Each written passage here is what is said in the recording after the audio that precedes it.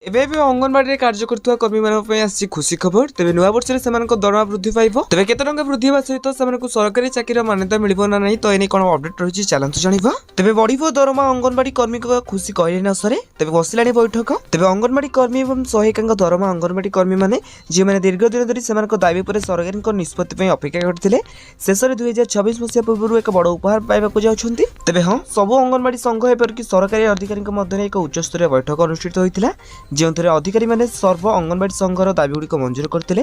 ଏହା ବିଶ୍ୱାସ କରାଯାଉଛି ଯେ ନୂତନ ବର୍ଷରେ ଅଙ୍ଗନବାଡି କର୍ମୀମାନଙ୍କୁ ଏକ ବଡ଼ ଉପହାର ମିଳିବାକୁ ଯାଉଛି। ତେବେ ଏହି ବୈଠକ ସମୟରେ ବିଭିନ୍ନ ପ୍ରସଙ୍ଗ ଉପରେ ଆଲୋଚନା କରାଯାଇଥିଲା। ତେବେ କର୍ମୀମାନେ ଅଧିକାରୀମାନଙ୍କୁ ପର୍ଯ୍ୟବେକ୍ଷକ ନିଯୁକ୍ତି ଏପରିକି ଶିକ୍ଷାଗତ ଯୋଗ୍ୟତା ବିଚାର କରିବାକୁ, ଦଶମ ଏବଂ ବିଏ ଉଭୟ ଭାଗରେ ଏହାକୁ ଅଣଦେଖା ନ କରିବାକୁ ଅନୁରୋଧ କରିଥିଲେ। ତେବେ ଅଧିକାରୀମାନେ କହିଛନ୍ତି ଯେ ଜରୁରୀକାଳୀନ ଛୁଟି ଅଧୀନରେ 20ଟି ଛୁଟି ଯେପରି ହ୍ରାସ ନ ହୁଏ ତାହା ନିଶ୍ଚିତ କରିବା ପାଇଁ ବିଚାର କରାଯାଉଛି। ଯେତେବେଳେ ଦରମା ଛୁଟି ପାଇଁ ବୃଦ୍ଧି ହ୍ରାସ ନ ହୁଏ, 1 ମାସର ଜରୁରୀକାଳୀନ ଛୁଟି ପାଇଁ ସହମତ ହୋଇଥିଲା। ତେବେ ସିବିଇ ଓ ହ୍ରାସ ସମ୍ପର୍କରେ ଅଧିକାରୀମାନେ କେନ୍ଦ୍ର ସରକାରଙ୍କ ସହିତ ଏ ବିଷୟରେ ଆଲୋଚନା କରିବାକୁ ପ୍ରତିଶ୍ରୁତି ଦେଇଥିଲେ।